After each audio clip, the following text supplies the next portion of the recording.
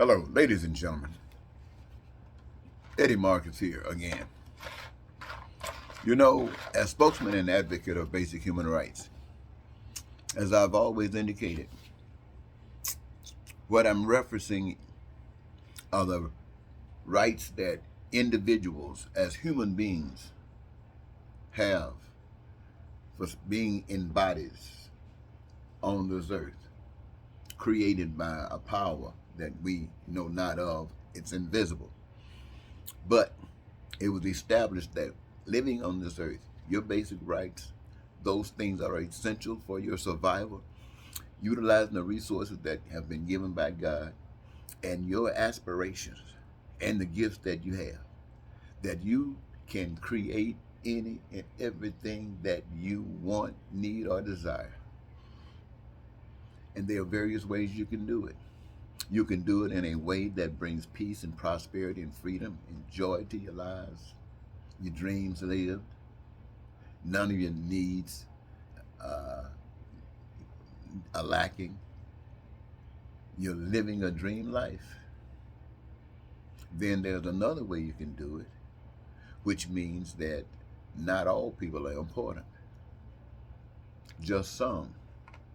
And for the some, the rest are to be used to create a magical life for others, which will cause pain and suffering, which will cause crime and violence, which will cause poverty, which will cause hatred and racism and bigotry. All of these things are necessary to exist in any society outside of the society which works for everybody. So, that being the case, we always say that God is perfect, that God doesn't make any mistakes, and that we as human beings have been put here on this earth given choice, that we can make the decisions about what we want to do. And it has already been established that we shall reap what we sow, that the seeds that we plant determines what we get. And it doesn't mean necessarily that you got to wait till you die. It means the life that you're living, that's come back to haunt you. If you deny God in your activities, in your life, as an individual, as a community, as a nation, your nation will suffer based upon your actions. It had nothing to do with God. It's you. And if you choose to do the proper things, which, as I described earlier, then you will not experience these things. And so what am I saying to us? I'm saying today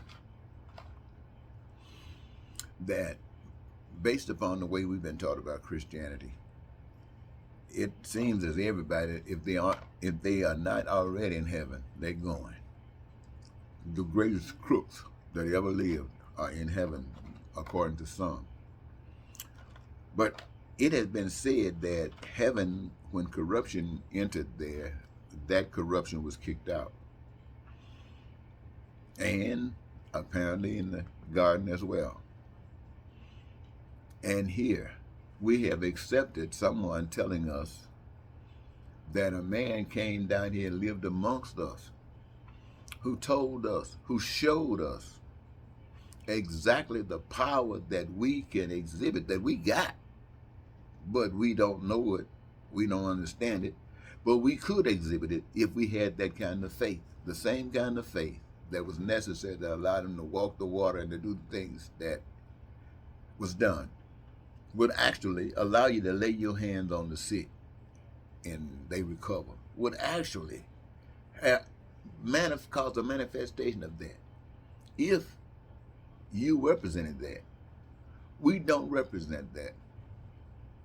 In fact, we accepted the fact that because that person lives and died, if we believe that, then we will be forgiven for all of this ignorance, all of this allowing and giving our authority to evil to exist, will be allowed up in heaven and where perfection rests.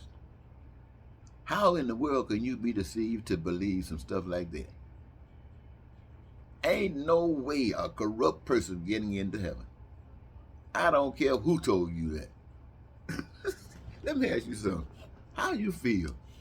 You in need of heaven to do something for you, and there's some corrupted up there.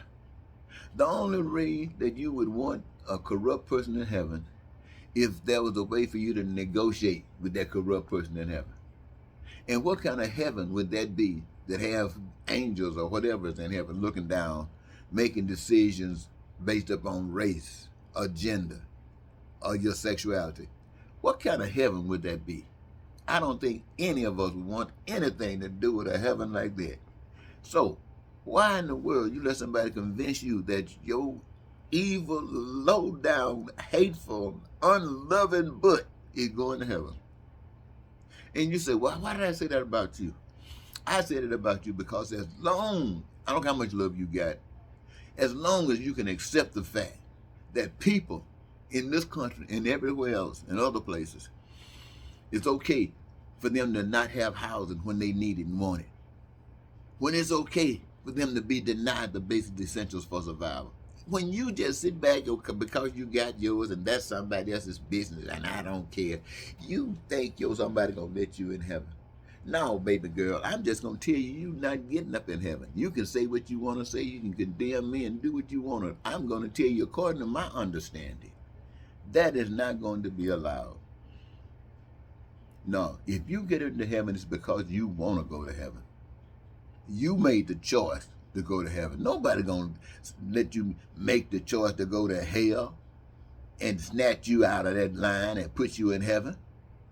No, you got to make the choice to go to heaven. And how do you make that choice? By doing what people who trying to go to heaven do. What is that? What they are doing in heaven. What? Making sure that what is reflected, what is in heaven is reflected down here according to you. In other words, you standing by what you see heaven to be, and all this other crap around you exposing it because it does not come up to the standards of the heaven that you represent. They might not like it. They might do something about it. You don't know how it's going to come out. It doesn't matter. You just do what is right to do.